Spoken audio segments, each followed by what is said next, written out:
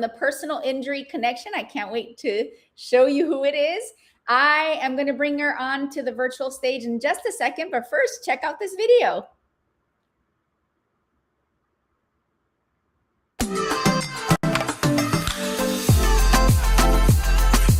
Welcome to Care Sandwich, the podcast where we dive into the success journeys of law firm owners across the country. I'm Margarita Eberline, your host and the founder of Marketing Boss, a fractional chief marketing officer firm for law firms. On this show, we'll explore the challenges, strategies, and victories that have shaped law firms and how they wrap every interaction with care. Because we believe that caring isn't just a value, it's a strategy for success.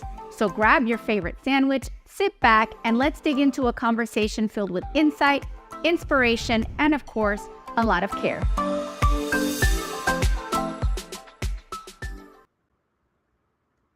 Welcome back to today's show. I'm going to invite my special mystery guest to join us on the virtual stage. Hey, well, hello, look who it is, the one and only. So tell us about Personal Injury Connection and about you. Like, what do you do? How do you help law firm owners? Talk to us. Well, first, thanks for having me on. I'm very excited to be here. My name is Rhiannon Turner, and I own the Personal Injury Connection. It is a large-scale networking group here out of Atlanta. We are in the state of Georgia, but we're starting to expand across the nation. That is so exciting. So tell us your story. Like, did you just wake up one day and, decide to like do this big, massive project, or how did it happen? Sure. Really organically. I've been in personal injury for 10 years now. I cut my teeth at a medical funding company here in Atlanta back in 2017. And I did that up until COVID hit. And when that happened, my bonus started tanking. Everybody was mildly freaking out. What were we going to do? How are we going to still, network and bring in referrals? And so at that point, I started a private Facebook group just for anyone that was in PI, attorneys, chiropractors, physicians, where we could network online and not have to go face to face because really no one was letting you in. So it started with a Facebook group, and since then it's just kind of grown into we host 10 events a year now, getting all the legal professionals and anyone in PI into the room so that they can network. That is amazing. Funny thing is, many times when law firm owners come to me, they say, I don't do any marketing. And I'm like, lies. Do you network? Yeah. And they're like, oh yeah, but that doesn't count. And I'm like, yes, it does. Like, actually, and if you do it the right way and you create an ecosystem where networking is a part of it, like that can be very profitable and kind of low effort, really. Yes. I mean, if you think about it. So walk us through, what are some case studies that you can share with us about networking? Let's encourage these law firm owners to get out there and shake hands and share a drink or share a meal. Yeah, absolutely. I'm not good with the numbers, but I think we all know that you've got to pay to play, and you also got to be in the room. Whether, you enjoy networking, you're a little antisocial or whatnot, just being in the room matters. Showing face matters. I have kind of helped them in terms of I'll do some of the work for them. We host a website for PI professionals. It's more like, I call it a search engine like Google, where when you're in my network, I put you on the website for free because it comes with your sponsorship. So we condense that into basically a directory listing where you can list all your socials, put photos on there, do your bio, talk about who you are in a one-stop shop. So I get you onto my PI directory. Then we reshare your socials that you're posting on ours, on all four, TikTok, LinkedIn, Instagram, and what am I forgetting? In Facebook. So when you post, we then reshare your post to our ever-growing audience. So we're getting you in front of more providers in the PI space as well. And then you are at all the networking events as well. So I take a little bit of that off of their plate. That is wonderful. I commend you because that's very comprehensive and very forward-thinking and very unique, because it shows me that you understand that marketing is an experience that you create on multiple platforms. It's not just one channel at a time. They work together. So Yeah. And what a wonderful example of creating an ecosystem with your one-stop shop, right? The in-person. So give my shy law firm owner listeners that are like, I don't want to socialize. I don't like people. I don't want to go outside. Give them Yeah. some tips. What do you do when you're networking at an event? Like just basic. I know you and I are probably like, bruh, like this is obvious, but like just break it down for us. Right. Well, when you do sponsor with me, we do make sure that you're on our step and repeat. You're on all of the marketing materials when they come in. They're handed, information about your practice. So again, I'm taking some of that burden off of you. If I have a new attorney that does come in the room that I know is newer to the scene, then I will personally take them around and help them, what is it? Kiss babies, shake hands, do all of that with the people that I think are going to help grow their business as well. I will try to make sure that I take them to providers that are near their office, just because that seems to make it a little bit easier, at least to get that lunch on the schedule. Just I try to take again the burden off of them, but also I let them do what they need to do. Like if they're not comfortable with it, cool. But I want to make sure on my end that I am blasting you to the right people, so that you don't have to really do all of that work.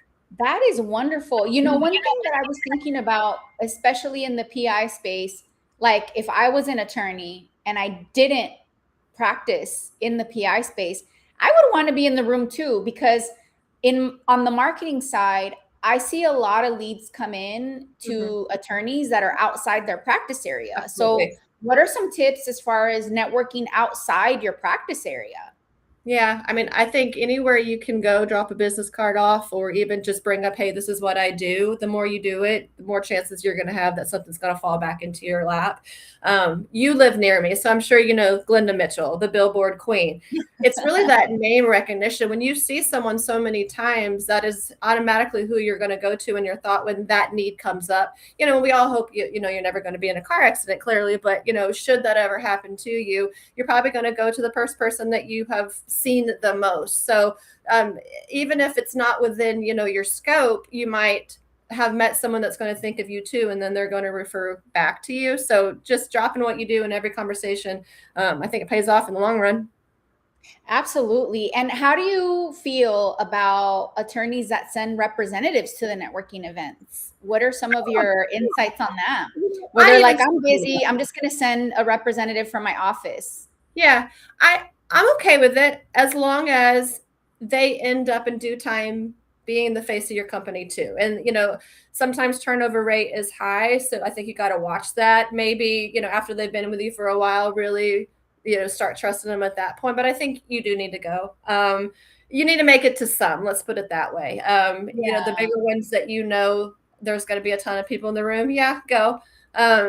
You need to, but I don't have a problem with it either way. I actually struggle with that myself with my business because I do have employees as well, and I can't make it to every single event. So I do send them in lieu of myself, and I do struggle. Like, I know I need to be there too. So I don't ever want to completely remove myself from being the face of the company as well. So I think it's okay, but I still think you need to get in the room.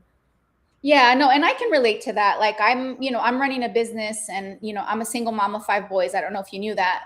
And so No. my schedule is insane. Okay. And I have had to really, really like figure out how to just make it work to be Yep. there myself. And I do find that when I'm there and I'm connecting with people personally, it's just a completely different experience, for people that come to my company. But I do have, to your point, wonderful people that are in business development, client success, that when they can make it, if I can't, that's perfectly fine. Like they do a great job. They're very professional. So I think for me, my checklist is they have to be aligned with my company values to be good ambassadors of the brand, and definitely have the formula down of how we connect with people, for us. And I don't know if, you can relate.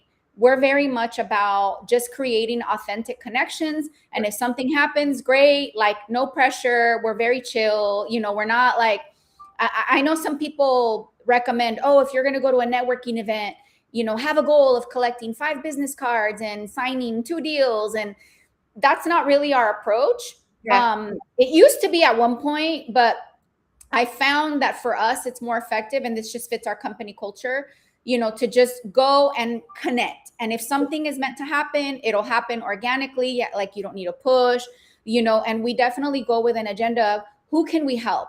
Who can we connect? And who can we, build up? And what I notice is it's a lot more effortless for us. I don't know what your thoughts are on that approach, because I know there's two schools of thoughts, right? Like, it's not that we're slackers and don't care, right? We do want to go and work the room. But I really find that, like, when you're like too, like, like, and I know this is weird because I'm a CMO and I love data, but when you're like too concerned with the numbers, like sometimes it's counterproductive. I don't know what you think about that. Yep. I would say that's probably a good mix of having both, 100%. I'm very authentic. Like, I know that we're just meeting, but something that I'm always told often is, because I come across, I'm transparent. Like, I share my whole story, what I, struggles, highlights, like, it's not just all the good. So that has always brought people in a little closer to me, because I am who I am.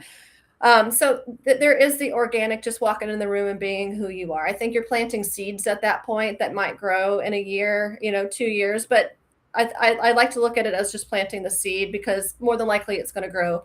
And then on the other end of that, like, I've hired a business coach as well. I am submerged daily in a call with my business coach to help grow my businesses, because, that's where that balance is, where I can be a little like, oh, everything's going to work out the way it's supposed to. And also too, like, I'm ADHD, and he helps me to make sure. I mean, yeah, like my employees say it's kind of like herding cats. I have all the ideas, and they help to kind of get them out of here on paper, and, keep them nice and organized. And then my business coach also helps with, well, if this is your goal, let's get the systems in place to make sure that you hit that goal. So I think it's a good mixture of, being organic and being who you are, and then also maybe having some strategies in place so that you can, hit these markers and continually be successful. Because that's why we do this. I want to help people, but yes, we all want to be successful at what we're doing. So I think it's good. So it's so funny that you said about the ADHD, because I just went to that Aspire conference. I don't know if you heard about it here in Atlanta. Yes. And like, I was like, what am I doing in this room? Because like every other business owner was like, oh yeah, I'm ADHD, and I'm like this, and I'm like that, and I'm like, I was a C student, and I'm like, how did I become a business owner then? Because I was like I was a nerd, like A+ student, like I'm not AD, and I'm like, am I funny? Okay, yeah, you're probably in the minority of that. Right. I was like, wait a minute. So it's funny that you said that, but I know I love it. I think what I've learned to appreciate from people whose brains work differently than me is how I describe it. Is you all just think differently and think outside the box, and it's a really good entrepreneurial, creative, like, energy that I really admire. So I love it. I'm all about it. So how can, if somebody's listening and they're like, all right, I'm ready to network, I think I can apply some of these tips, how can they get in touch with you about sponsoring your events, or just learning more about how you can help them? Yeah, absolutely. I mean, Lord, I'm all over the internet, so let's just pick one. You're like, Google me. Yeah, like literally. And I have a unique name, so like, you're gonna find me. Probably the best would just shoot me an email. It's Rhi, just do RHI, because no one can remember the rest of my name. Rhi at thepersonalinjuryconnection.com. Love it. I'm all over, same name all over all the socials as well. Love it. So your website, your email, and just Google you as RHI Rhi. Yeah, it's Rhiannon. If you Google me, it's Rhiannon. But like, most people, they stop at Rhi, and I'm like, Annan, but just say Rhi. I love it. Yeah. This is great. So do you have any other tips for law firm owners when it comes to networking here in Atlanta specifically? Because your network is local, right? Or is it national?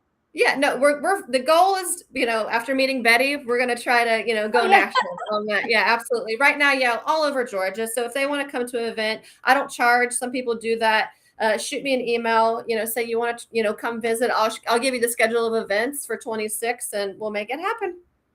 I love it. So there you have it, folks. Now I have one more question for you. And I mean, I guess it might be the toughest one of the day, maybe. If you can make this choice and let us know what your choice is.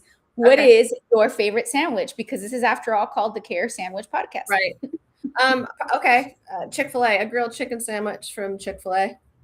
That's easy. And I didn't never really think of it as a sandwich, but you're right. Like, it's in the name. Right. I don't know what's wrong with it. I know, right? It is fast foody, but it's grilled. So I love the club with some bacon on there. I will have some chicken and some bacon. Nice. Simple, easy drive-through. Let's go. All right. Well, there you have it, folks. She likes her some Chick-fil-A chicken sandwiches. She's local. Hit her up for your next event. Thank you so much for these amazing tips. I can't wait to keep the conversation going backstage. Those of you who tuned in, thank you so much. I hope you enjoyed this episode. And remember to catch the episode in a couple of weeks/months, because we've got a lot in the can, on Spotify and your favorite podcast platform too. See you later. Thanks. Bye.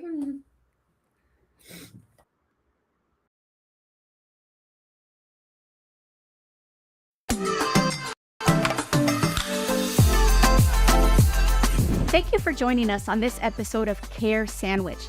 Remember, the way we care for our clients, our teams, and ourselves can make all the difference in our success. Until next time, keep caring, keep growing, and I'll see you on the next